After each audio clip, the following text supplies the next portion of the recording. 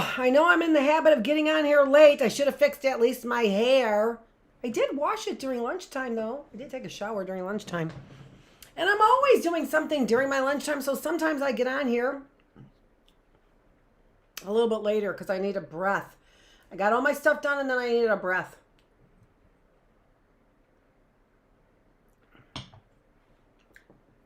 This is Dr. Annette Feravich. I'm here in the classroom. I'm just making a confession in case you want to do your stupid memes of a snaggletooth. 25, 30 years of that being fixed and then it fell apart. And now, 5 years later, it fell apart again. So I can see dentistry is improving. Not at all. Not at all. Not one single bit. Not even a little replacement tooth there. Worse. Nice job. Keeping your job security.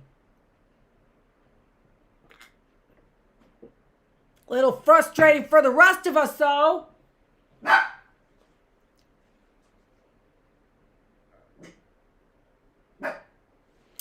Okay, so this is what I've decided to do. What I've decided to do is pretty much I'm going to, because our spiritual classroom and our critical thinking classroom has got series. It's so they're very much built on the last lesson, and then we might start a new series. I decided that the groupthink was a wonderful series, and it's not that I won't do other series. I will, but I think I'm going to do individual topics, and we'll go into do a deeper dive on an individual topic for each class. Okay. And this topic is luck on luck. So what do you think about your luck? Let's just start right there. Are you a lucky person? I want to make sure I've got the screen exact. There we go. Sorry. Are you a lucky person? So my son, I've said this before, he's made statements, it bothers me right to my core, that he says, why does this always happen to me? And I think it's not. I get that that's a unique circumstance. Not everybody goes through that, but everybody gets hurt. You never broke a bone, right? Everybody gets hurt. So are you the person that you're like, why does this always happen to me, right? So we've been talking about this as well in a much, on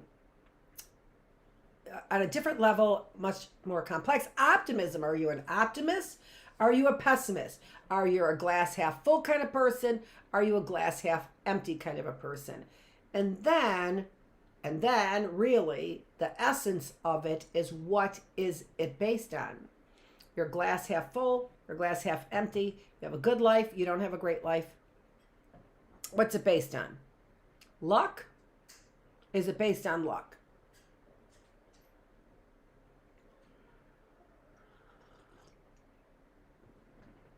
And I'm not a believer in luck. Never have been.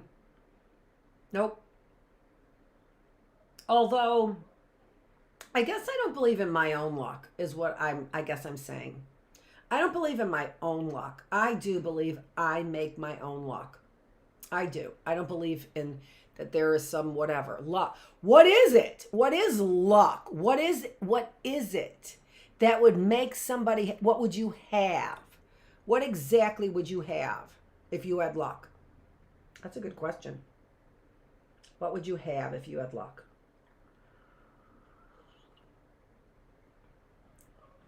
Would you have a lucky charm? And that would create your luck? What would you have to create your luck? What would you have? Would you have a spirit, a good spirit? Is that what you would have in order to create your luck? What would you have to create your luck? You know what? I got to take a second because Lucy is whining, and she is whining because she doesn't have any food downstairs and she's not going upstairs for her food. So I got to get her some food. She might be out of water. I got to check. I'll put up the article there for you. You can kind of take a peek at that article, the beginnings of the article.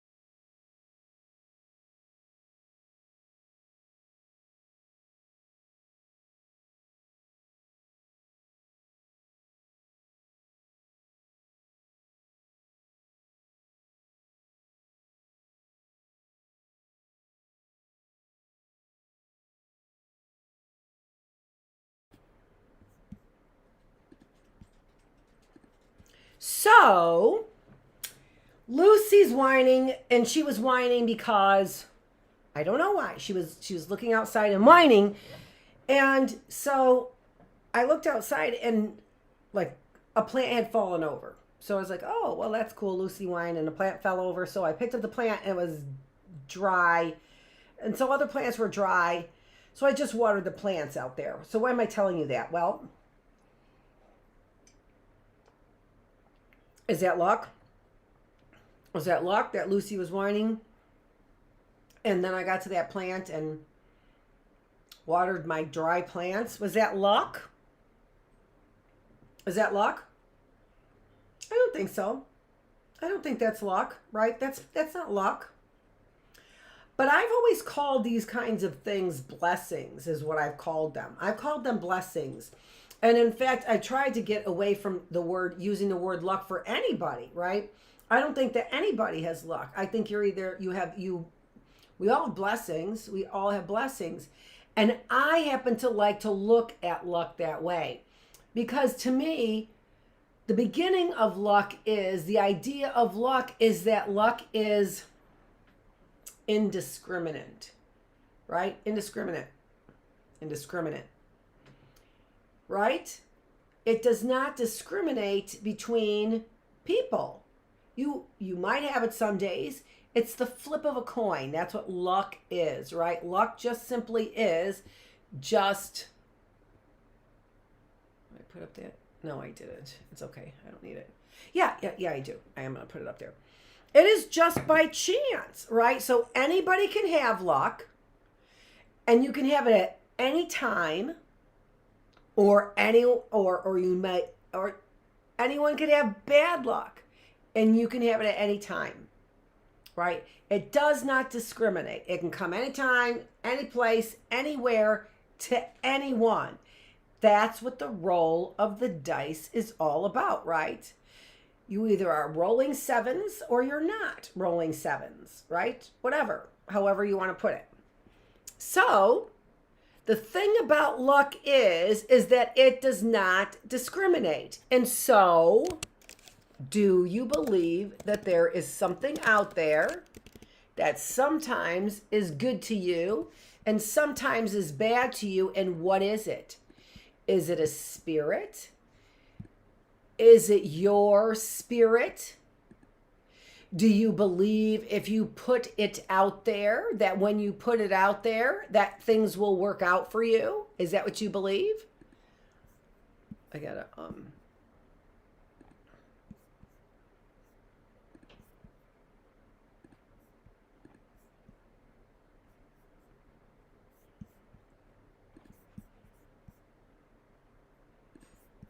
get this up there for you. I just want to get this so that you've got the list of things that we're going to be talking about besides just the article there. So and then every time I stop and talk, I stop what I'm doing, although I'm continuing on, but that's why it's not making a whole lot of real mystical sense to you. Is that the kind of sense you want? Mystical sense?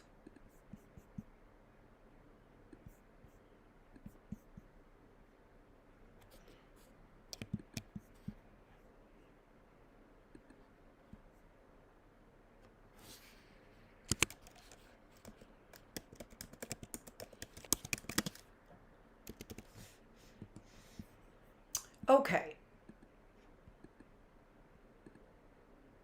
So here are the main points. This is an article. It's from May, June 2003, although right now I went to go look up who the article was, where it was published, and I didn't see it. It is published in Skeptical Inquirer is where it was published. The main May-June issue of Skeptical Inquirer. And you can get that online as well. You can get the PDF of this article online. And in fact, I will actually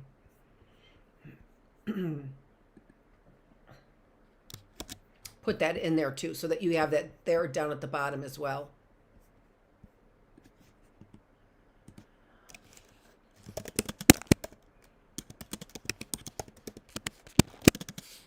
I know. But sometimes, honest to gosh, sometimes it makes this just a little bit easier for me. Maybe not easier for you, but a little bit easier for me when I kind of am able to relax in between and maybe do a couple things in between. I try and get things a little bit more organized, but as I was saying, I was doing something in between. And then what is that going on? And that what we're always talking about, the space in between. I love that song, Dave Matthews, The Space in Between.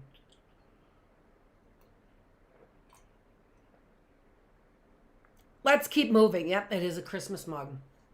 It is. I like it's a big mug. Other than that, it has that chip in it. Or 2 or 3.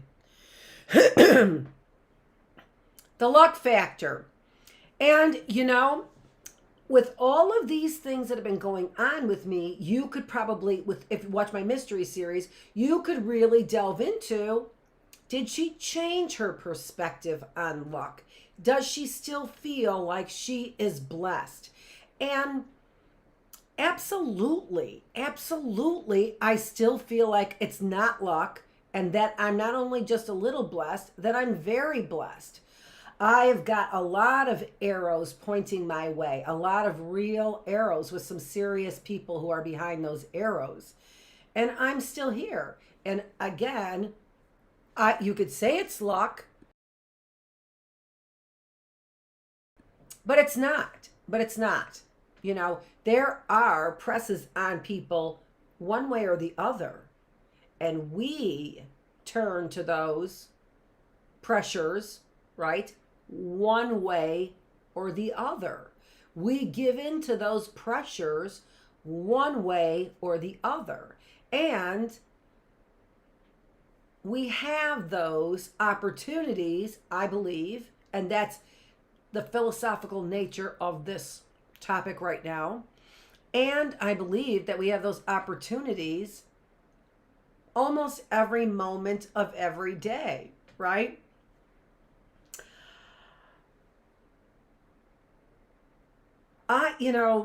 I could get mired, and sometimes I do, in the events that are taking place.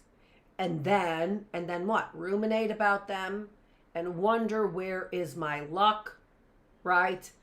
Wonder, where is my God? Wonder if I'm on the right path, and stumble in my confidence. And when you do that, you stumble in what you do, right? So, do you maintain your confidence in who you are based on luck? Is that what you do? Do you maintain the confidence in who you are based on luck? No confident person would. No confident person would base their journey where they are on luck.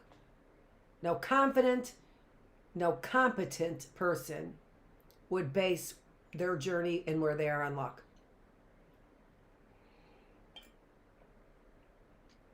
So how do you feel about luck?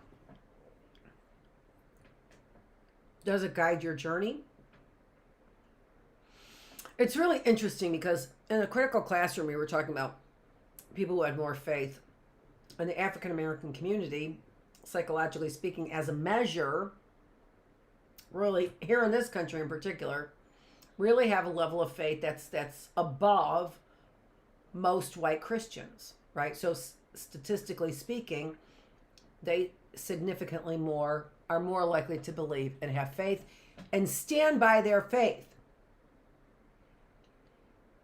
Do they believe in luck as a community? I need to look that up. You know, we went in our spirit, was it here? The World Values Survey. That's a really good thing to look up on the World Values Survey, is to find out what cultures, who believes in luck, and whether or not those people are successful and competent. And then who has faith. Because faith is a belief in something unseen. But faith does not lack evidence, right? It's not blind. People say blind faith. Well, there is such a thing as blind faith, but faith is not, it's not a foregone conclusion faith is blind, right? Lots of people have evidence for their faith. Lots of people do. So faith is not blind.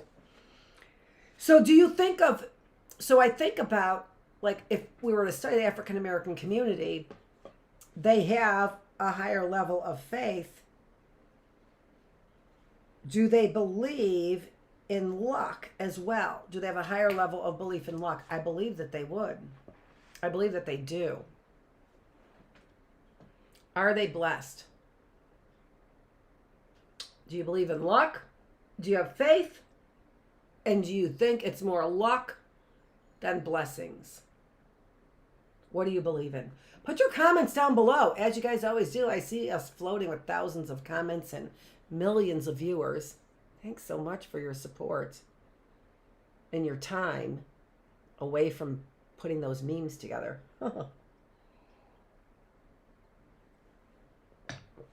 Okay. I needed some energy. I did. Let's take a look at these 4 points then, shall we? I'm going to take a peek at the article here, and I want to, because it's better if I talk from the article and talk in particular about the points that I have highlighted in particular. So,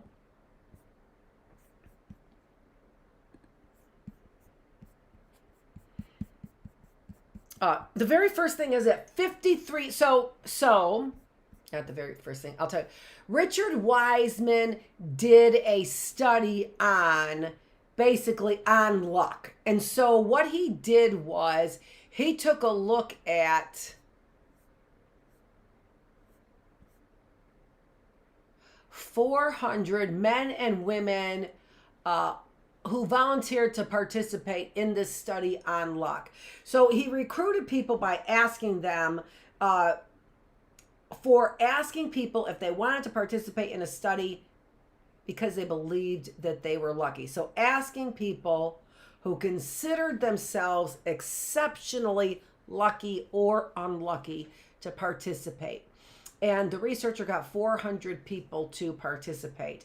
Now, often these are students, so you have to kind of think about, but if you put a blank thing out there, lucky or unlucky, and actually I think, yeah, advertisement in national newspapers and magazines. So he says he's got a cross of people who are from all walks of life: businessmen, factory workers, teachers, housewives, doctors, secretaries, and salespeople. So all different kinds of people. And then ask them a series of questions.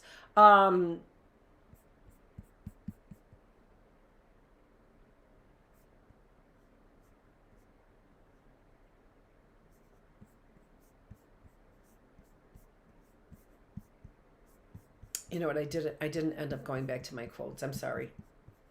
This is one of the bad reasons, or bad things about pulling this off of the article and doing it sort of a new topic each time, but that's okay. 53% of people said they were at least a little superstitious. 25% admitted to being somewhat or very superstitious. So you've got 75% of the population approximately that have some type of superstitious value. 72% of the public said that they possessed at least one good luck charm. Now that's interesting too, right? You can always contemplate, how are they collecting data? If somebody asked me, do I have one good luck charm? I would have to say no. I would be one of those people who would probably say no right off the bat. I don't have a good luck charm. But there are people who have, but like, okay, so here's my diamond from my wedding ring, right? So that's my diamond from my wedding ring. And so I keep it around my neck, and it's the only diamond piece of jewelry that I have, keepsake that I have now from my husband. And I mean, it's not the only keepsake I have from my husband, but it's the only one that I keep right now so all the time with me, right? So it's the diamond that I had from him. Would I consider that a good luck charm? No, I wouldn't. So I could see where somebody would easily say, if they had something like this though, that they might easily say, yeah, I guess I have a good luck charm. I guess I have a good luck charm, right? They might say, yeah, I guess I have a good luck charm. Let me think about, do I have a good luck charm? Yeah, I guess I have a good luck charm. Some people might say that, right? So 72% seems a little high to have good luck charms. It seems like it's a little high, but I don't know. They come from all walks of life, right? Maybe they do. They consider themselves extraordinarily lucky, right? Or unlucky. Maybe they do have put faith in a good luck charm. I don't know. 72%. So I thought that was pretty high, but pretty interesting. About 75% of individuals are at least somewhat or more so superstitious. But they did test superstition to find out if it worked, and this is what they did. They let's see here. So they wanted to find out, two people to try, let me see, a coin tossing game. All right, that's what it was. I had to find out what they were doing. And then in the coin toss, so here you've got two factors going on. You've got a coin toss, and whether you are having luck or whether you are not having luck in that coin toss, right? So factually, are you luckier? But then what they did was they crossed paths, the person's path, they crossed the person's path with a black cat, okay? Or a white cat, which was the control. A white cat, if a white cat went in front of me, there's no superstitious value to a white cat. Perfectly fine for a white cat to cross in front of me, right? But a black cat, no. Superstition is that a black cat is unlucky crossing in front. So two things are being measured there, right? So there's the luck and unluck that occurs when a black cat crosses in front of you, or essentially, you know, a white cat. It is a white cat. So specifically it's a white cat, but essentially, no, I don't feel anything superstitious. So did the cat influence my outcome? What a great study, don't you think? Did the cat, the unlucky charm, right? Did it change my luck? And what they found out was that believing or not believing in the cat as luck or unluck, or changing the luck, neither one happened. A black cat, as studied, and we could only specifically say, a black cat as studied is not unlucky. It's not unlucky. So testing superstitions. Do they really influence my outcome? And specifically, it could be just my belief. Does my belief in the superstition change my luck? No, luck was not changed by a black cat at all. So it didn't matter whether I believed it or not. Luck was not changed by a black cat, right? Okay. All right. So very interesting study. So then what about people who are exceptionally lucky or unlucky? What about that? What did they find out? Well, what they found out is, and I'm taking this as a quote right from the article, lucky people generate their own good fortune via 4 basic principles. And there are the 4 basic principles right there in front of you.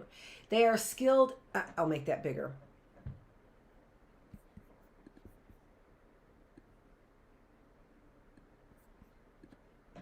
They are skilled at creating and noticing chance opportunities. They make lucky decisions by listening to their intuition. They create self-fulfilling prophecies by having positive expectations. And they adopt a resilient attitude that transforms bad luck into good. So there are things that lucky people have, but those things are things that were created, not things that were happened by chance, by definition, happened by luck. So what did they do? They did personality tests. What did personality test reveal? Personality tests revealed that, here I am quoting the article again, unlucky people are generally much more tense and more anxious than lucky people, and research has shown that anxiety disrupts people's ability to notice the unexpected. And this is something that I always say, when emotions are high, cognitions are low. So if I'm feeling anxious, my emotions are high, anxiety keeps my emotions high, And very specifically, we see that anxiety prevents us from noticing things in the experiment. If we don't, or notice, not even just the experiment, noticing things in our environment. And if we don't notice things in our environment, we can't take advantage of those things that can bring us good luck. We talk about this as in psychology as emotion regulation. It's what we're doing. We're talking about this, or we're going to talk about it in emotional intelligence, which is in our critical thinking classroom as well. But what this does, emotional regulation, not just emotional regulation, right? Self-regulation is we note and then move in at good opportunities. We note and back out when there are when it's a negative adverse situation. I always think of the big words that we have in science, right? When it's a bad situation, we back out. When it's a good situation, we tend to move forward. That is regulating. Do you do that correctly? Do you move in when it's a good situation the way you're supposed to? Do you back out when it's a bad situation? That's somebody who knows how to self-regulate. People who are anxious don't know how to move in for a good situation and back out in a bad situation. Let's see here. Yeah, and they've done this in so many different studies, but I want to tell you about one study that I find to be so extraordinary. I don't even know how this could possibly happen. But people were asked to count the shots. Now, this could be a measure, confusion, I don't know, or it could be, this is exactly the way it was, exactly the way that it turned out. But there was a basketball game and people were asked to count the number of shots that were made by the pink team and then the orange team. So you count, scoreboard's not working, please count the number of shots. So you're counting the shots, and in the middle of the game, there is a gorilla that comes in, does a dance, and then is out. And by and large, people who were counting didn't notice the gorilla. There is a surprisingly large percentage of individuals who didn't notice the gorilla. I don't even know how that could possibly be. How could that possibly be?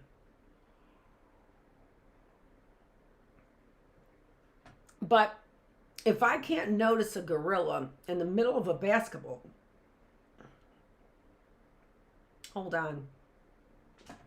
That tickled my throat. I'm going to go get that book right now since I have to cough anyway.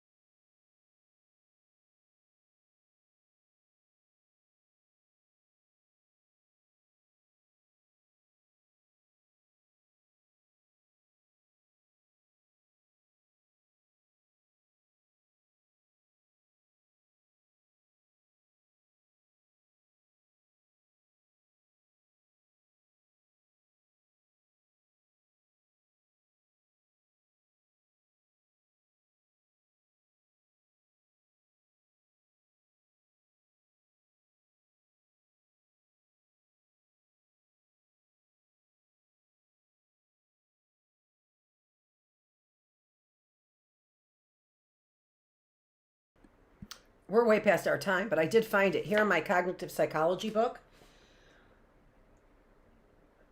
This is a scene framed from the film shown by in which a person in a gorilla suit walked through the basketball game.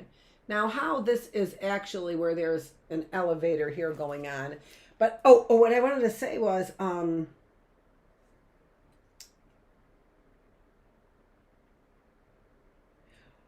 46% failed to report that they saw the woman or the gorilla. So there was another one, a woman carrying an umbrella, or a person in a gorilla suit walked through the game, an event that took 5 seconds. And there is the picture of it, and there you can read if you want to what they were talking about. Oh no, we go till 3 o'clock. What am I talking about? Good. So, and yeah, there are all kinds of things that we don't notice. Change detection from one scene to the next, right? So there are all kinds of studies that we have done about the things that we might notice in our everyday life.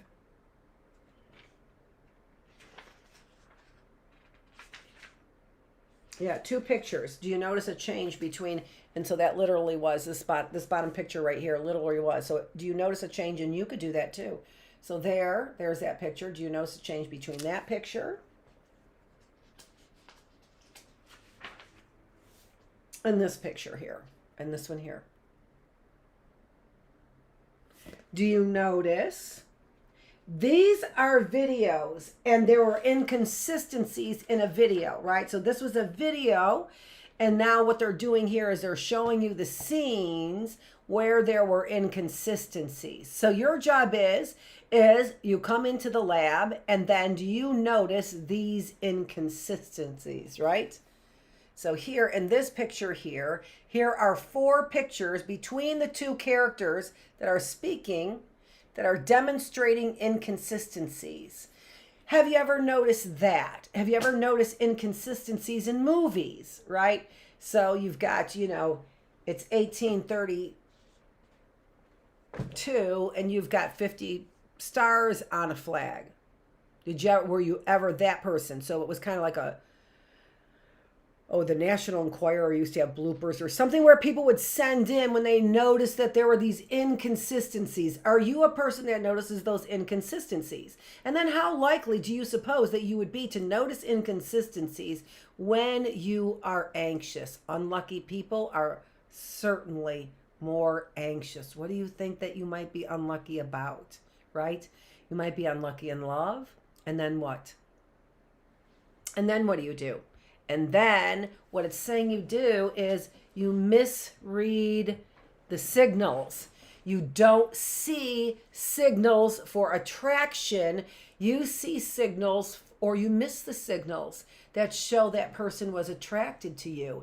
If you're an anxious person, if you believe that you are unlucky, you very often can miss the signals that are right in front of you. All right, so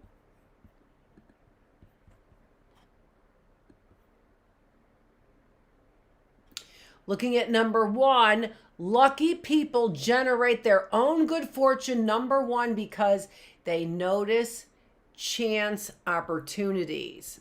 Okay, so the anxiety is only part of this chance opportunities. Many of the lucky participants went to considerable lengths to introduce variety and change into their lives. Before making an important decision, one lucky participant would constantly alter his route to work. Another person described a special technique that he developed to force him to meet different types of people. He had noticed that whenever he went to a party, he tended to talk to the same type of people. To help disrupt this routine and make life more fun, he thinks of a color before he arrives at the party and then chooses to only speak to people wearing that color of clothing at the party. At some parties, he only spoke to women in red. At another, he chatted exclusively to men in black. Changing your routine, why could that generate luck? Because now what you're doing is you're creating opportunities with people that you may have never decided to meet or talk to before. Not only that, what you've done is you've also created a situation in which you are much more engaged to be involved, right? You're much more engaged to have fun. So I'm only speaking to women in red. Well, how fun is that? I'm only speaking to men in black. Well, how fun is that, right? I'm only speaking to what? women who wear hats, women with black purses, men with patent leather shoes, men who wear a tie, men who wear jeans, right? How can that change who you're talking to and who you get introduced to, and how might that change your luck, right? Okay, number 2. They listen to their intuition. Now, one of the things about intuition is that intuition gets a really bad rap, right? Let's see here.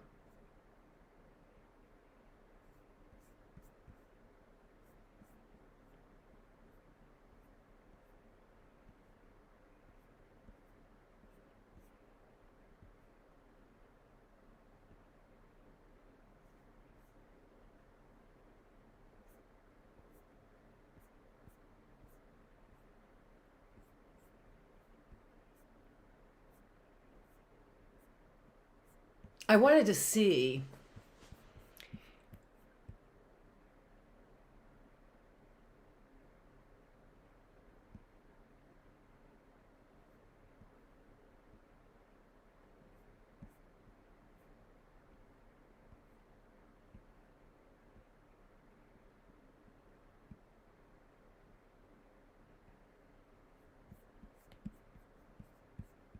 I know that they had something on this.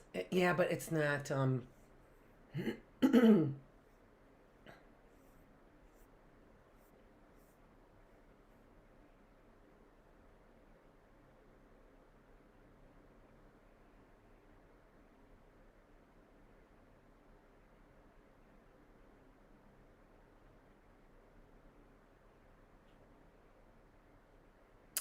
Okay.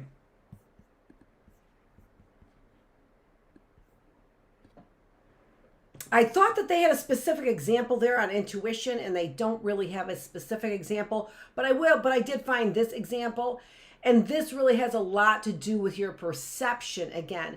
And so much of this article is about whether or not you perceive your second place as missing first place or as getting a wonderful medal, right?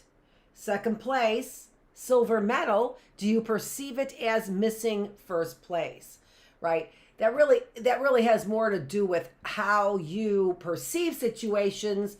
But in the course of changing your routine and finding, for example, a different route, what you are doing is you are allowing your intuition to sort of take center stage. I want to see women in red dresses tonight. I want to talk to women in red dresses. You are allowing something that is higher than yourself, right? Even if it is just karma. Even if it's just karma, right? You're doing something. You are putting your faith into something larger than yourself. You're following your intuition, your emotion that is guiding you. When your emotion is anxious, that emotion is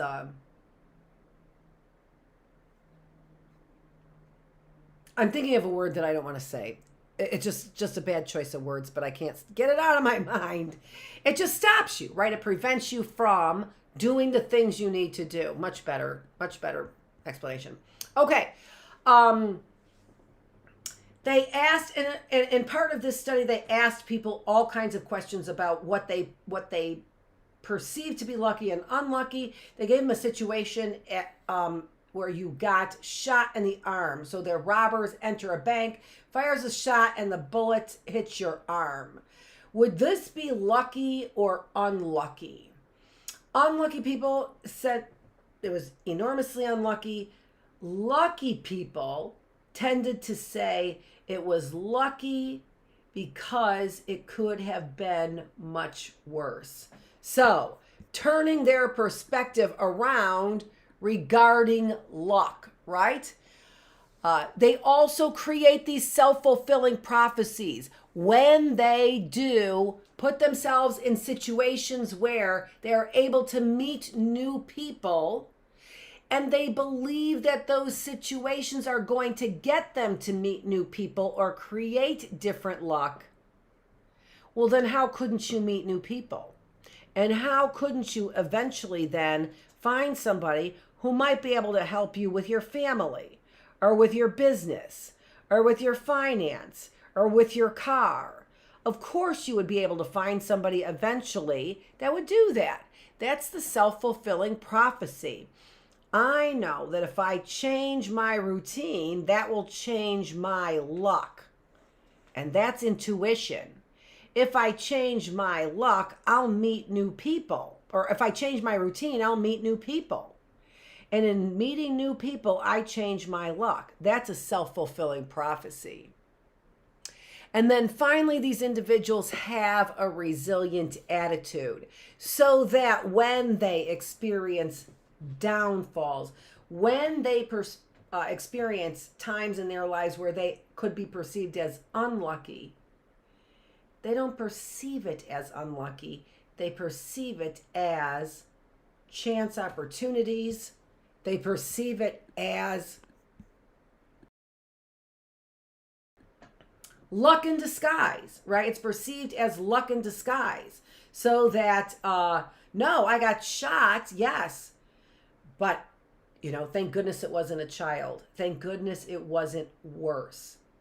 So adopting those kinds of lucky attitudes have made the difference, actual, real difference in outcomes in people's lives. The luck factor. Do you believe in luck? No, I don't believe in luck. But I do believe in blessings. And I do believe that if I got shot in the arm, I would be the person who would call it a blessing because I didn't get shot in the heart or in the head, right? I would be the person to call it a blessing, and it wouldn't have anything to do with luck for me. All right, so we did that. So we talked about that article from Wiseman. There is the link down there if you want to get it. I'm sorry for the pauses in between here. If I edited these classroom videos, it would be all streaming wonderfully and we would have everything together. And I would have been just a tad bit more organized on this topic. I'm sorry that I wasn't. But, yeah. I went to bed last night at 9 o'clock and I woke up at 7:30 and I didn't shower, so I had to do that at lunchtime. There you have it. There you have it. There's my itinerary for the day. Or schedule. Past schedule would be itinerary. I don't know. It's still an itinerary, no matter what. Dr. Annette Feravich, thanks for joining me. I appreciate it. And so, I think I'm going to be at Red Dog today. We'll see. I planned to be there last Thursday. I wasn't. But now I've got a new motivation. Dr. Annette Feravich, I'm a teacher. This is the classroom. This is the philosophical classroom. I'm here with my cup of coffee.